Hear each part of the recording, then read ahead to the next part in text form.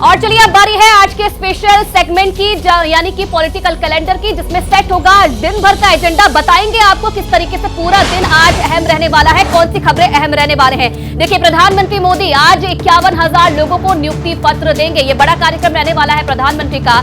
PM Modi Bharat मंडप पे छात्रों और युवा प्रोफेशनल से संवाद भी करेंगे। इसी के साथ साथ गृह मंत्री अमित शाह उत्तरी क्षेत्र परिषद में बैठक की अध्यक्षता करेंगे। ये बैठक भी अपने आप में काफी अहम है।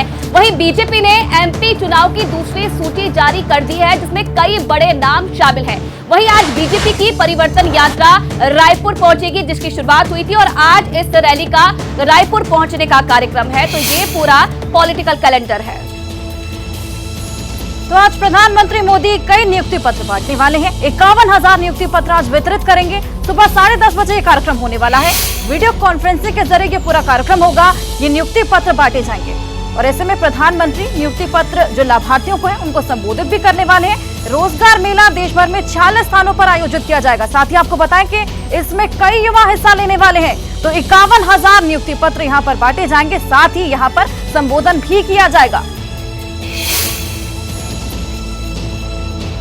और चलिए आपको बताते हैं कि एनडीए और यूपीए सरकार के दौरान कितने रोजगार मेले आयोजित हुए और रोजगार को लेकर क्या क्या हुआ, आपको आंकड़े के जरिए समझाने की कोशिश करते हैं। मोदी सरकार ने पिछले 9 सालों में 9 लाख भर्तियां की।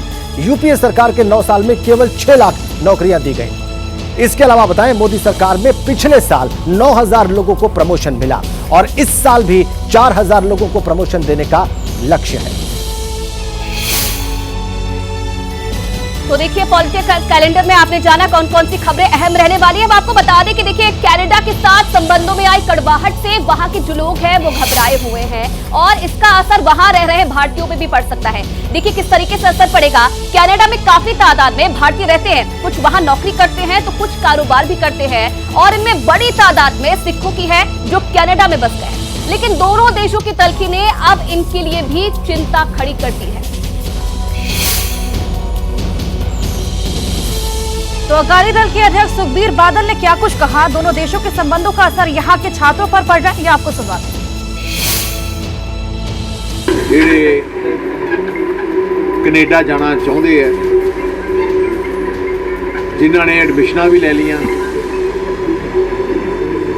ਪਰ ਹਲੇ ਉਹਨਾਂ ਦੇ ਵੀਜ਼ਾ ਨਹੀਂ ਆਇਆ। ਕਰੋੜਾਂ ਰੁਪਏ ਪੰਜਾਬ ਦੇ ਉਹ ਨੌਜਵਾਨ ਵਿਚਾਰੇ ਖਰਚ ਕੇ ਉੱਥੇ ਜਾਣਾ ਸੀ ਤੇ ਗਵਰਨਮੈਂਟ ਆਫ ਇੰਡੀਆ ਤੇ ਗਵਰਨਮੈਂਟ ਆਫ ਕੈਨੇਡਾ ਨੂੰ ਜਲਦੀ ਤੋਂ ਜਲਦੀ ਇਹਦਾ ਕੋਈ ਸੋਲੂਸ਼ਨ ਲੱਭ ਲੈਣਾ ਚਾਹੀਦਾ। अकाली दल अध्यक्ष की बात आपने सुनी। अब हम आपको बताते हैं कि कनाडा में भारतीयों की तादाद क्या है, किस तादाद में भारतीय वहां पर रहते हैं। पूरे आंकड़े हम आपको दिखाते हैं, आंकड़ों के जरिए आपको ये पूरी बात समझाते हैं। कनाडा इंटरनेशनल एजुकेशन की ओर से वर्ष 2022 के लिए जो आंकड़े जारी किए गए उसके मुताबिक आपको बताएं कि कनाडा में पढ़ने वाले विदेशी छात्रों में से 40% छात्र भारतीय हैं। 2022 में कनाडा में पढ़ने वाले 8 लाख विदेशी छात्रों में से 3,20,000 भारतीय छात्र थे। ऐसे ही 2022 में 1,18,000 भारतीयों ने कनाडा की परमानेंट रेजिडेंटशिप हासिल कर ली और 1,18,000 में से 59,503 भारतीयों ने कैनेडियन सिटीजनशिप हासिल कर ली है। ये है भारतीयों की मौजूदगी कनाडा में। और देखिए, इसी बीच एक बड़ी खबर आपको बता दें। इस पूरी तलखी के बीच भारत को श्रीलंका का साथ मिला है। यह बड़ी जानकारी, बड़ी खबर आपको बता दें। देखिए, श्रीलंका के विदेश मंत्री का बयान भी सामने आया है। उनका कहना है कि आतंकियों को सुरक्षित ठिकाना मिल गया है। पीएम ट्रूडो को बिना सबूत के आरोप लगाते रहते हैं। पीएम ट्रूडो पर बड़ी निशाना साधा है। ट्रूडो ने श्रीलंका के लिए भी यही कहा था। ये कहना है श्रीलंका के मंत्री का, जिन्होंने बड़ा आरोप लगाया है। और उनका कहना है कि पीएम ट्रूडो ऐसा ही करते आए हैं बिना सबूतों के। ऐसे ही वो हमेशा बयान देते हैं। पहले श्रीलंका के साथ भी उन्होंने ऐसा ही किया था। पीएम ट्रूडो बिना सबूत के आरोप लगाते हैं, ये श्रीलंका का कहना है। ट्रूडो ने श्रीलंका के लिए भी यही कहा था। अब आपको दिखाते हैं 2 मिनट में देश की खबरें। अमृतसर में नॉर्थ जोन काउंसिल की मीटिंग, केंद्रीय गृह मंत्री अमित शाह, सीएम मान होंगे शामिल। पंजाब के मंत्री हरपाल चीमा ने कहा, शाह के सामने उठाएंगे पंजाब के सभी मुद्दे। बीजेपी नेता किरीट सोमैया से अज्ञात शख्स ने मांगे 50 लाख रुपए, अश्लील वीडियो वायरल करने की दी धमकी। मुंबई के नवघर थाने में दर्ज हुई एफआईआर। गैंगस्टर लखबीर सिंह लांडा पर शिकंजा। पंजाब में 48 जगहों पर पुलिस की छापेमारी। बीते दिन एक दुकानदार को मिली थी लखबीर के नाम से फिरौती की धमकी। पूर्व वित्त मंत्री मनप्रीत सिंह बादल के घर की विजिलेंस की रेड। विजिलेंस टीम ने ली कोठी की तलाशी। मामला दर्ज होने के बाद लड़की गिरफ्तारी की तलवार। ग्वालियर में कलेक्ट्रेट ऑफिस पर गुर्जर समाज के लोगों का प्रदर्शन। मिहिर भोज की प्रतिमा को लेकर विवाद। चिरवाई नाका पर लगी मूर्ति को कवर करने पर नाराजगी। ज्ञानवापी मामले में आज होगी सुप्रीम कोर्ट में सुनवाई। मस्जिद पक्ष की याचिका पर होगी सुनवाई। 5 हिंदू महिलाओं की याचिका को सुनवाई योग्य करार दिए जाने का विरोध। G20 सम्मेलन के आयोजन के दौरान दिल्ली में लगे गमले हो गए गायब। राजधानी की सड़क के किनारे पर लगाए गए थे गमले, कुछ गमले टूटे। मुरादाबाद ट्रेन में मिली संदिग्ध लड़की। जीआरपी से पूछताछ के दौरान लड़की ने खुद को पाकिस्तान से बताया। युवती के बारे में जानकारी जुटा रही बीजेपी। जीआरपी। मध्य प्रदेश के इंदौर में झंडे को लेकर 2 समुदायों के बीच विवाद। युवक ने की महिला की पिटाई। हालात पर पुलिस की नजर। यूपी के प्रयागराज में 15 साल के बच्चे की अपहरण के बाद हत्या। अपहरणकर्ताओं के साथ पुलिस की मुठभेड़, 2 आरोपी हुए गिरफ्तार। भोपाल में आज पंडित धीरेन्द्र शास्त्री की हनुमत कथा। 28 सितंबर तक चलेगा आयोजन। कथा शुरू होने से पहले आज निकाली जाएगी भव्य कलश यात्रा। जम्मू कश्मीर के पुंछ में बदला मौसम का मिजाज। मुगल रोड पर पीर की गली क्षेत्र में मौसम की पहली बर्फबारी। इलाके में बिछी बर्फ की सफेद चादर। एशियन गेम्स में महिला क्रिकेट टीम ने भी जीता गोल्ड। फाइनल में श्रीलंका को दी शिकस्त। भारत के खाते में अब तक आई 11 मेडल। बीजेपी अक्सर जो भी कदम उठाती है वो चौंकाने वाले रहते हैं। ऐसा इस बार हुआ मध्य प्रदेश में, जहां पर एक लिस्ट जारी करी गई और दिल्ली से उठाकर वहां पर रणभूमि में उम्मीदवारों को उतार दिया गया।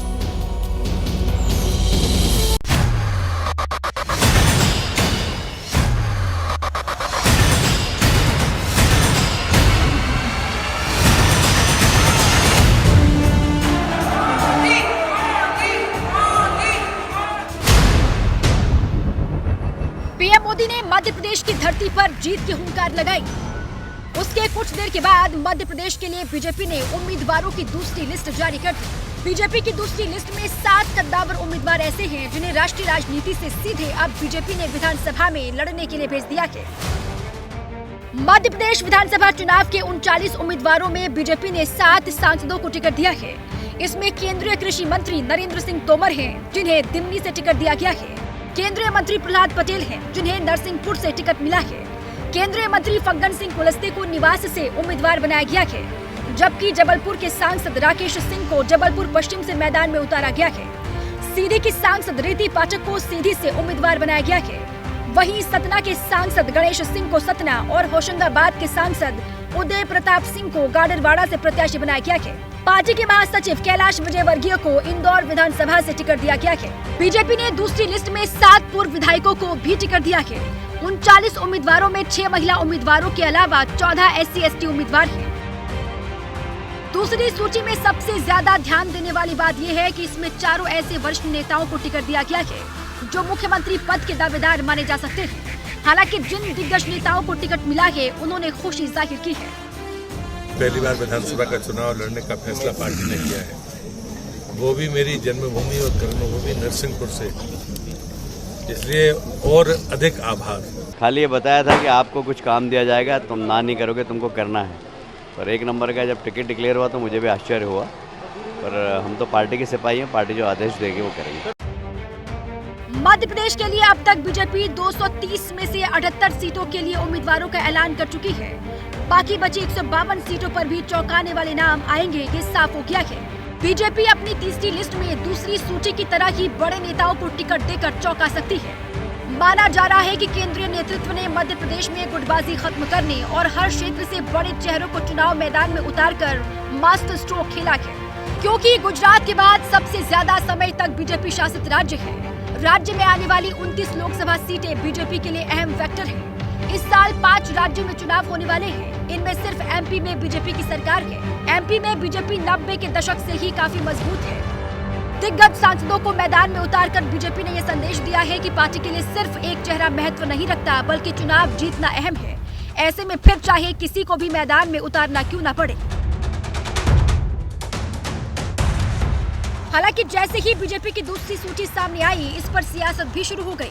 मध्य प्रदेश कांग्रेस अध्यक्ष कमलनाथ ने उम्मीदवारों को लेकर तंज कसा। उन्होंने लिखा, एमपी में हार स्वीकार कर चुकी भाजपा ने उम्मीद का आखिरी झूठा दाव चला है। 18.5 साल की भाजपाई सरकार और 15 साल से ज्यादा के शिवराजी विकास के दावों को नकारने वाली भाजपाई प्रत्याशियों की सूची करोड़ों कार्यकर्ताओं की पार्टी का दावा करने वाली भाजपा की आंतरिक हार पर पक्की मोहर है। 2018 के राज्य चुनावों में बीजेपी ने छत्तीसगढ़ और मध्य प्रदेश में सत्ता खो दी, लेकिन एक साल के बाद कांग्रेस को सत्ता से हटाकर फिर काबिज हो गई थी। लेकिन इस बार समीकरणों को देखते हुए बीजेपी ने बड़े नेताओं को चुनावी मैदान में उतार दिया है।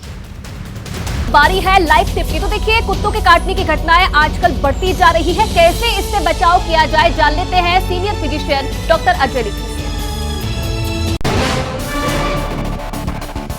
अगर कुत्ता काटता है या अगर उसने आपको एब्रेजन कर दिया, जिसमें कि हम कहते हैं कि पंजा भी मार देते हैं, तो भी आप बच्चे को या किसी भी व्यक्ति को जिसको उसने दांत मारा है पूरे 5 इंजेक्शन लगाएं। आज की तारीख में बहुत अच्छे इंजेक्शन आ रहे हैं और सब जगह डिस्पेंसरियों में, हॉस्पिटल्स में उपलब्ध हैं। तो हमें इसकी प्रिकॉशन करना सबसे ज़रूरी चीज़ है। ऑनलाइन स्कैमिंग से बचने के लिए टिप्स जानने हैं तो साइबर एक्सपर्ट अमित दुबे को जरूर सुनिए। यदि कोई गवर्नमेंट की वेबसाइट है तो वो हमेशा .gov.in पर होगी, उसका जो एक्सटेंशन होगा वो .gov.in होगा। यदि कोई .org के नाम से कोई भी वेबसाइट आपको बता रही है कि वो गवर्नमेंट की वेबसाइट है और ये चालान आपका है या ये पेनल्टी आपको देनी है, या पुलिस की भी वेबसाइट बन जाती है, तो उन पर भरोसा नहीं करना है। whois.domaintools.com, वहाँ जाएं, ये वाला डोमेन डाल दें, उससे आपको 3-4 चीज़ें दिख जाएंगी कि एक वेबसाइट कब क्रिएट की गई, कितनी पुरानी है और इसका ओनर कौन है। और भागदौड़ भरी जिंदगी में डिप्रेशन यानी कि अवसाद एक बहुत आम सी बात होती जा रही है। इससे कैसे बचें, इससे कैसे अपने आप को बचाएं, ये बता रहे हैं मनोचिकित्सक डॉक्टर संदीप बोहरा।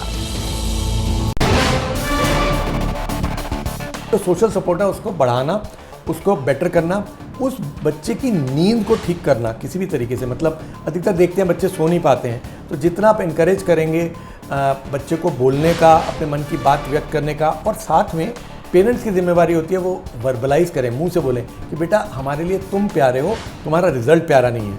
और अगर लगता है कि किसी वजह से हमने सब कुछ कर लिया, तो जो भी नियरेस्ट मेंटल हेल्थ प्रोफेशनल हो उसकी हेल्प लेना अनिवार्य है। खबरों की तह तक जाना और सच खोज के लाना, ताकि आप रहें आगे। इसी सोच के साथ हम निकलते हैं खबरों की जमीनी हकीकत जानने। मणिपुर से लगातार कई दिन तक खबरें पहुंचाना हो, या फिर हरियाणा में भड़की हिंसा के हर पहलू को सबके सामने लाना हो, हम बिना थके आप तक खबरें पहुंचाते रहे। पब्लिक इंटरेस्ट यानी आपके हित की बात। देखते रहिए पब्लिक इंटरेस्ट सिर्फ एबीपी न्यूज पर।